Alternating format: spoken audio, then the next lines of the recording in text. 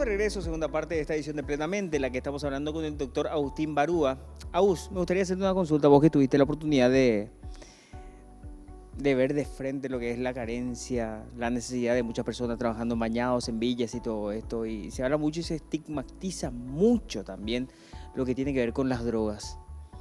Pero se habla de drogas de la forma en la que tendría que hacerse. Cuando vos decís Chauchespi, uno dice eliminar eso, pero ¿qué es lo que se elimina? ¿Se elimina a la persona o se elimina a la droga como tal? ¿Cómo estamos abordando ese tema según tu parecer? Quiero hablar de algo que dijiste antes de la pregunta, que dijiste yo que tuve la oportunidad de estar frente a la carencia. En este país es imposible no ver la carencia. Está en el Paseo Central de Eusebio de Ayala, está en la Chacarita cuando te vas a hacer al centro, está en la limosna de la gente como cuidacoche en la Carmelita. O sea, nosotros hemos desarrollado herramientas para negar la desigualdad, para negar el privilegio, ¿no? Y también está en la ostentación, ¿no? Me gusta mucho una frase de Los Redondos de Ricota que dice, el lujo es vulgaridad, dijo y me enamoró, ¿no? O sea, en la ostentación también está la desigualdad. Hay que poder verla no solamente con la carencia, sino con el exceso, ¿no? Dicho eso, el tema de droga para mí en Paraguay tiene 4 obstáculos, 4 barreras para poder pensarse. Para entrar no vamos a discutir, después vamos a discutir, pero la primera es algo que hablamos que es el adultocentrismo. Tu marihuana no, pero mi whisky sí. Tu chespi no, pero mi merca traía cocaína directamente de Colombia, sí. O sea, hay una discriminación generacional de que podemos poner estos carteles no a las drogas en todos los colegios, pero hay marcas de cerveza que auspician albirroja, pero hasta que te canses, ¿no? Porque es lucro, porque es negocio. Entonces tenemos un problema generacional ahí. Tenemos otro problema, que algo que mencioné también, que es la cuestión del placer, ¿no? Nos cuesta mucho hablar de placer en el mundo de la medicina. Un poco lo decía hace rato. Y en el mundo de las drogas, de los usos complicados y no complicados, porque existe el uso sano de drogas también, eso hay que decirlo. El placer tiene es componente fundamental y no es un tema médico, no está en la agenda nuestra, ¿no? ¿Por qué? Sin ese tema terminamos siendo como herramienta de control social, nomás la medicina, no de represión, si no podemos dialogar con el placer. El tercer componente es el moralismo, ¿no? Chauchespi nace para mí de una visión moralista, clasista. ¿Qué quiere decir eso? Que yo me pongo a juzgar, no a comprender, ¿no? Y vos decís en Paraguay comprender y la gente ya te dice justificar. Y no es lo mismo. Comprender, no podemos transformar lo que no comprendimos. Entonces, para comprender no hay que juzgar, porque hay que poder escuchar el relato de la persona. Hay que poder entender de dónde viene, de qué situación, de qué derecho ausente. Entonces, cuando nos ponemos en el lugar del juicio, no tenemos pacientes, tenemos monstruos. Y a los monstruos se les castiga. Entonces, pero esa práctica de la monstruización es muy frecuente en Paraguay. O sea, tendemos todo el tiempo de generar grupos sociales monstruizados, ¿no? Los indígenas, los campesinos empobrecidos, los gays, las feministas, los chespi. O sea, y a los grupos monstruizados, como decía recién, solo se les castiga, no se les conoce, no se les comprende, no se les escucha, ¿no? Y la cuarta pata es lo aterrorizante. Meterse en el tema de droga es meterse con uno de los negocios del crimen organizado. Meterse con el tema de droga críticamente es desafiar la política exterior del gobierno de Estados Unidos, que dice qué gobiernos valen y qué gobierno hay que sacar con la excusa del narcotráfico.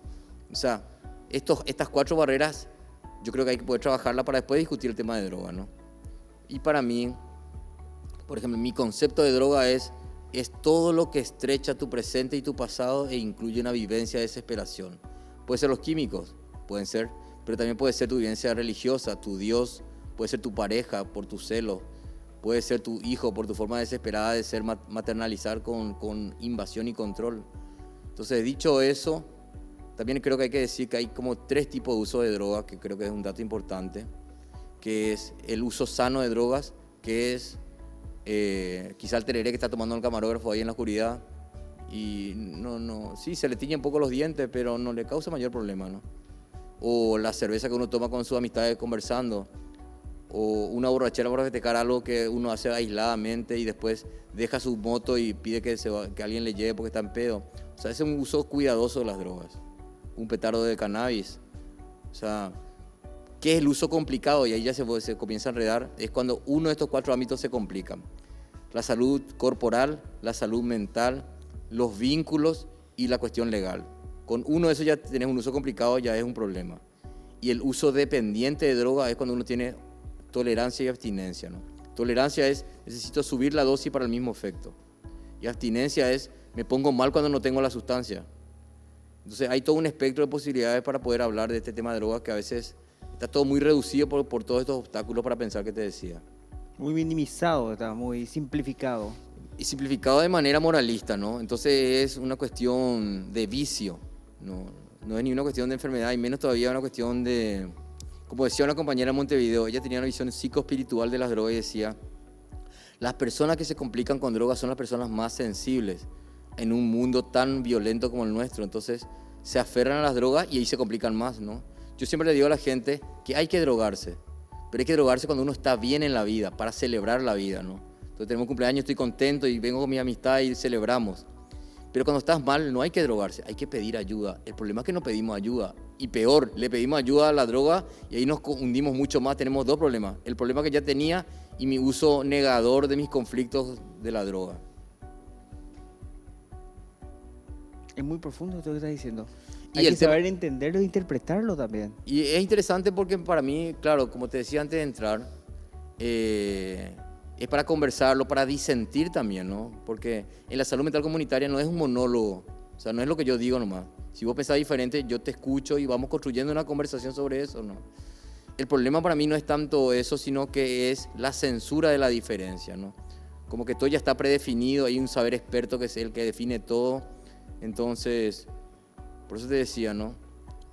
Yo me acuerdo, por ejemplo, para donde un ejemplo de prejuicio, el Payo Oliva, que fue un jesuita que trabajó mucho en los bañados de Asunción, coordinó algo que se llamó la Mesa del Chespi en el Bañado Sur. Y comenzamos a trabajar con estudiantes de psicología, con gente de los equipos de atención primaria de salud, con religiosas del territorio.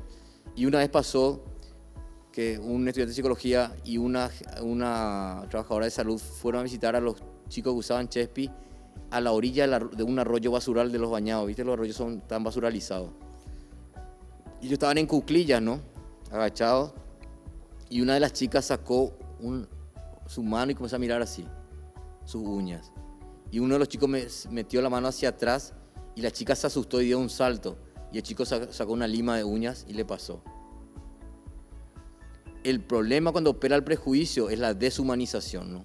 Cuando yo convierto al otro, que es diferente a mí, en un monstruo, deshumanizo y me deshumanizo, porque también me embrutece a mí. No es que solamente al otro Chespi le niego su condición humana. Yo también me vuelvo un tipo hostil, agresivo, represivo, autoritario, ¿no? Es un movimiento de ida y vuelta a esta cuestión de moralizar los problemas de salud, ¿no? Estamos muy sesgados con eso. Nos condiciona muchísimo, ¿no? Nos condiciona muchísimo. Y a la vez, lo que le da más complejidad al tema es algo que decía hace rato, que es, para mí es un momento de cambio cultural, ¿no? Entonces vos ves que las generaciones jóvenes comienzan a permitirse otras cosas, permitirse otros gustos, otras prácticas, y a las generaciones mayores que estamos más rígidos, nos súper asusta eso, ¿no? Pero como no tenemos permiso para conectarnos con nuestras emociones, con nuestros miedos, por ejemplo, solamente nos enojamos, juzgamos y castigamos, ¿no? Entonces vos ves como muchas veces en las redes sociales se ve el enojo de la gente, pero ese enojo tiene que ver también con el desconcierto, con la imposibilidad de pedir ayuda y con las rigideces que hemos heredado de sociedades donde ser diferente siempre ha sido difícil en Paraguay, ¿no? O sea, eso no nace en este siglo, ¿no? Entonces hay una persecución a la diferencia y ese es un enorme problema de salud mental, ¿no? Los problemas de salud mental no son solamente los diagnósticos psiquiátricos, tiene que ver también con cómo convivimos y cómo dirimimos nuestras conflictividades.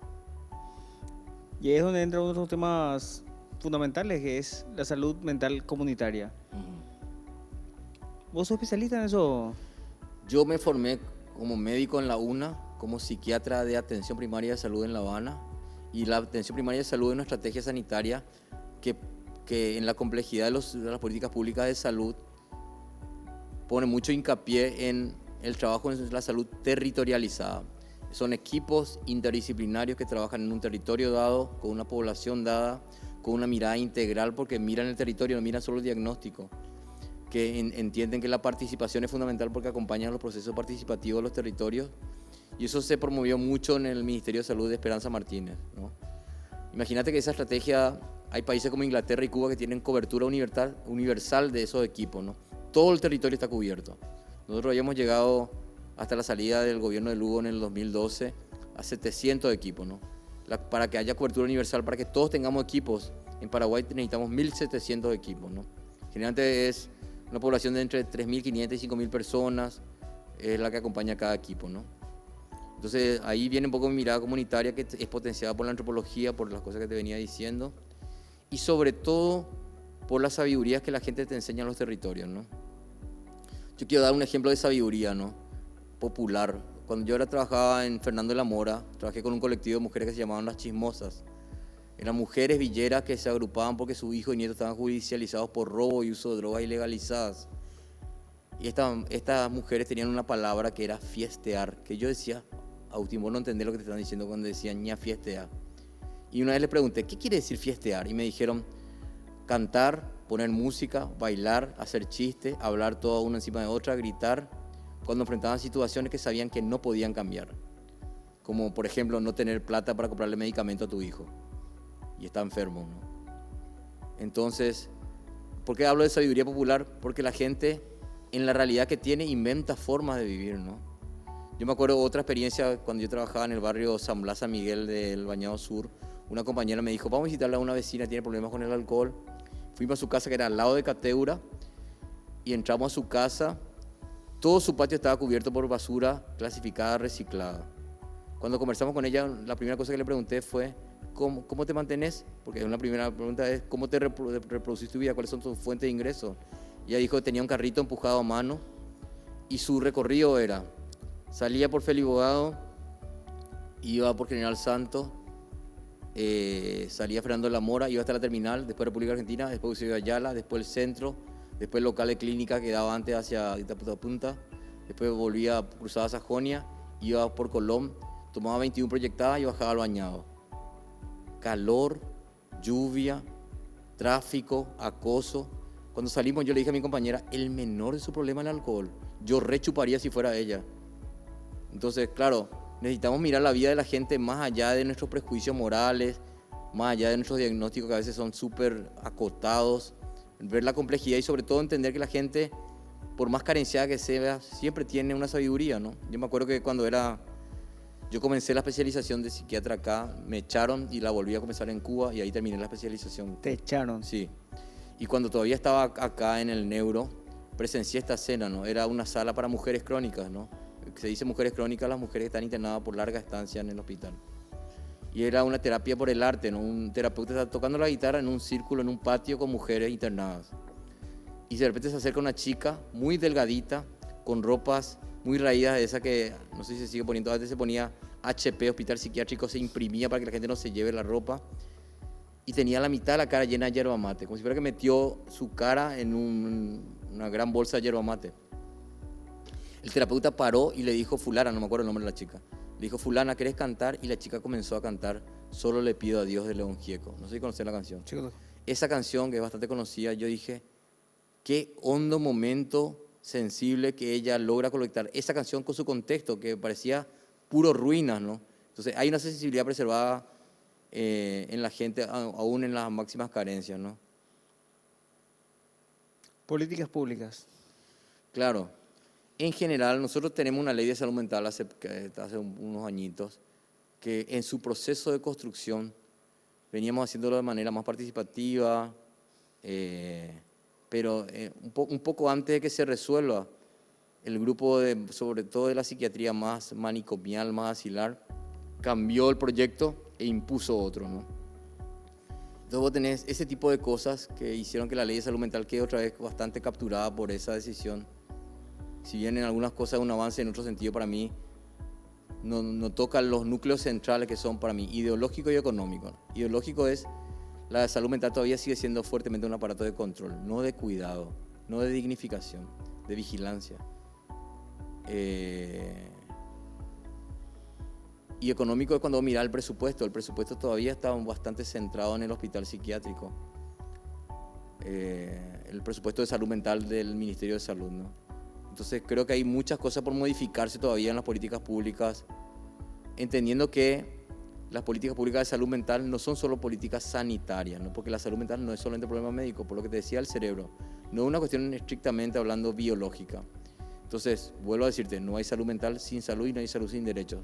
Mientras no seamos una nación que tenemos como fuertemente esta posibilidad de garantizar derechos a la gente, va a haber enormes problemas de salud mental, ¿no? Imagínate que la gente muchas veces aborda sus conflictos con alcohol y sus conflictos muchas veces son, no sé, en varones sobre todo, por ejemplo, los problemas de empleo, ¿no? Porque en tema de varones, un componente fundamental de las mayorías masculinas es ser proveedor, pero si no tenés trabajo, no puedes proveer, y eso es tremendamente doloroso para el varón promedio en Paraguay, ¿no?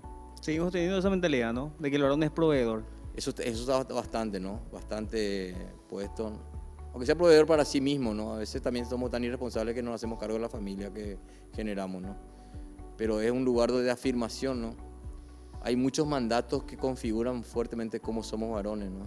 El mandato de fortaleza, que yo no puedo llorar, yo no puedo ser débil, yo no puedo pedir ayuda. El mandato de control, yo tengo que dirigir todo porque si no, no soy hombre.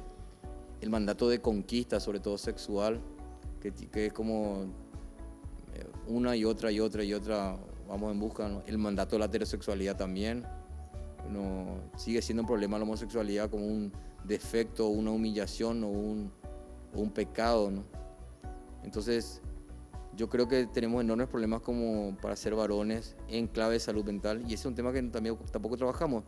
Yo siempre pienso que en las políticas públicas de salud mental para varones en crisis, ¿qué política pública es la que va a intervenir? La policía. Imagínate dónde está la intervención en crisis para la salud mental. Porque el varón en crisis habitualmente nos manifestamos agresivamente, hostilmente, ¿no?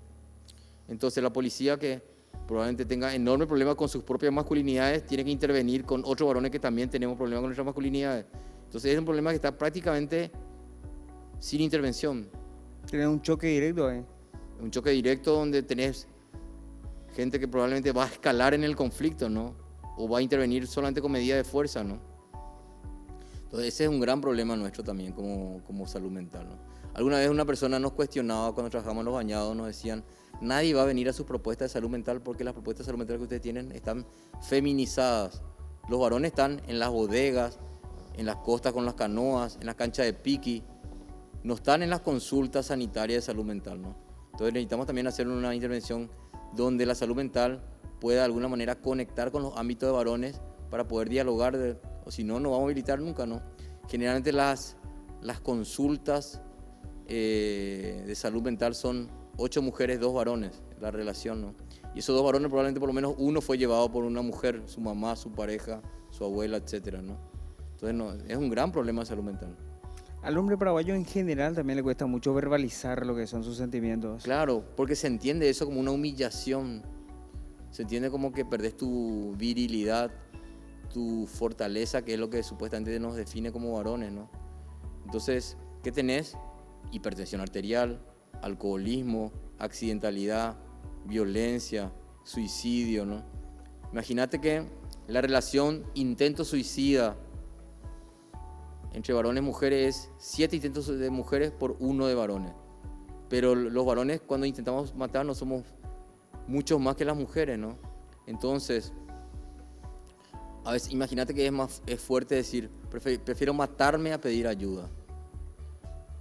Y a eso sumarle que no tenemos políticas públicas de salud mental para varones en crisis. Entonces, vos tenés, ni hay oferta de atención, ni hay permiso para pedir ayuda. Perfecto, para que nos reventemos. Justo que tenemos hoy en día la línea 155 que está habilitada 24/7 y desde su implementación hace ya casi un año ha tenido un uso bastante considerable, me cuentan sus administradores. Sí, yo creo que no estamos en 1950, ¿no? Yo vi la película Narciso, Marcelo Martínez, y no sé si la viste, que trata un poco de la muerte de Bernardo Aranda, que generó el tema de los 108 en los años 50, ¿no? Y yo creo que esa película, por un lado, muestra, o sea, tiene la posibilidad de ver esa asunción de los años 50, del inicio de la dictadura tronista, ¿no? Y si puede ver, quiere decir que la puede pensar en alguna medida. Pero cuando uno mira la película, uno dice, hay muchas cosas que siguen presentes, ¿no? Entonces me parece valioso lo que hace de rescatar como estrategias que se han generado, pero la deuda sigue siendo enormemente grande, ¿no? enormemente grande en muchos campos de lo social, como preguntaba hace rato. Y hay que poder decirlo porque minimizarlo es parte del problema, ¿no? Minimizarlo, y en ese sentido es que nacen esta clase de espacios con los que tenemos la intención o el interés de conversar con profesionales así como vos, como personas que están involucradas también en esto de la búsqueda de la democratización de la salud mental, que no debe ser exclusividad de un sector, porque esto, como acordábamos hace rato, no discrimina. Mira, Ni edades, ni raza, ni condiciones, nada. a ver si ejemplifica un poco también, de nuevo, para decirlo de otro lugar. Si vos me dijeras cuáles son los emergentes más interesantes de la pandemia por COVID desde la perspectiva de la salud mental comunitaria, yo te diría 3 cosas. Mira cómo cambia. La primera es las ollas populares, porque esas ollas atendieron el hambre cuando el Ministerio de Salud decía pután de droga. Mucha gente decía, ¿y cómo como? Y se tardó en generar políticas públicas de compensación, ¿no? Lo primero que hubo fue, sobre todo mujeres, gestionando el tema del hambre, ¿no? Y eso para mí es una gran herramienta de salud mental comunitaria, porque hay cooperación, hay resolutividad, hay gestión, hay sensibilidad. La segunda que a mí me parece importante, no sé si vos te acordás, de Cambachivache. Por supuesto que sí. Cambachivache, para la gente que no Página de recuerda, culto. antes era un grupito, creo que eran 2.000 grupos, y después eran 200.000. Y Cambachivache era intercambios no monetarios de cosas que la gente necesitaba, porque no había circulante de plata, ¿no? Trueque full. Entonces eso también abordó la cuestión económica de otro lugar que no sea el intercambio monetario. Y lo tercero fueron las protestas de la gente diciendo, ¿dónde están los insumos? Se están robando los insumos. Entonces estos 3 emergentes, ollas populares, Cambachivache y protestas, hablan de otra mirada a la salud mental, donde lo colectivo, lo solidario, lo rebelde, lo reivindicativo, lo autónomo, tiene mucha presencia, ¿no? Es una visión no centrada en la medicalización de la salud mental, por eso te decía lo del cerebro, que es icónico del modelo medicalizado. Sí, ya creo que tengo que cambiar también mi loguito ahí de plenamente. Sobre todo problematizaron. Yo creo que la psiquiatría biológica, que es la psiquiatría que enarbola el cerebrismo, es importante porque es una mirada, ¿no? Yo uso psicofármacos también cuando trabajo, pero no es lo mismo, ¿no? Yo a veces pienso que a los psiquiatras, ¿por qué usamos tantas pastillas? Aparte que, bueno, la empresa farmacéutica siempre te está seduciendo, etcétera, ¿no? El capitalismo farmacéutico. Pero por otro lado, también creo que es porque nos da asco vernos en la fragilidad de la gente que nos cuenta sus relatos, porque imposible que vos no te identifiques de alguna manera con lo que te están contando. Pero como médicos muchas veces no tenemos herramientas para tramitar nuestra propia fragilidad. Entonces, ¿qué? Uno prefiere ponerse duro, hacer indicaciones de medicamentos y citar dentro de un mes, para alejar esa fragilidad que uno no tiene herramientas para reconocerla, y menos todavía para cuidarse, ¿no? Yo te decía fuera de cámara que una vez se discutió en la cátedra de Psiquiatría de Medicina si los residentes de formación para psiquiatras tenían que hacer o no psicoterapia obligatoriamente, y el acuerdo fue que no. Y una de las últimas cosas que dije en esa discusión fue, ¿y cómo vamos a diferenciar la mierda de nuestra cabeza de la mierda de la cabeza que escuchamos si no nos conocemos, ¿no? Hay una frase clásica de la Grecia helénica, de los templos délficos, que estaba a la puerta de los templos, que decía, en griego, conócete a ti mismo. Qué gusto conversar contigo, de tener estas clases de espacios en el que podemos escuchar también este tipo de ideas. Como te que antes de empezar ya convenimos en que no estamos de acuerdo en algo, pero de eso se trata, de tener diálogo, y es lo que quitar algo. Por ahí habrá alguien que escuche algo de esto y le quede algo. Es fundamental que yo valoro mucho que vos puedas como habilitar otras concepciones, otra forma de ver, porque no nos falta que lo comunitario sea la única voz. Nos falta el ejercicio de la conversación en la diferencia, ¿no? Yo creo que a veces nosotros fácilmente, porque es diferente, ya lo descalifico, porque es diferente, le niego la posibilidad de ser escuchado. Atacas a la persona. Ataco a la persona y rompo los vínculos, ¿no? No podemos decir, che, pensamos diferente, vamos a jugar pádel. Pensamos diferente, vamos a caminar al parque. Pensamos diferente, o sea, pensamos diferente tiene para mí que dejar de ser sinónimo de ruptura de relaciones, ¿no? Que no quiere decir que tengamos que ser súper amigos, pero no porque pensamos diferente nos convierte necesariamente en enemigos. Oh, muchas gracias por la visita. Ojalá no sea la última vez que te tengamos por acá. Contento de estar, gracias. Este, señor, señora, ha sido otro programa de Plenamente. Todos los programas los pueden encontrar en nuestro canal de YouTube. A todos, gracias por la compañía.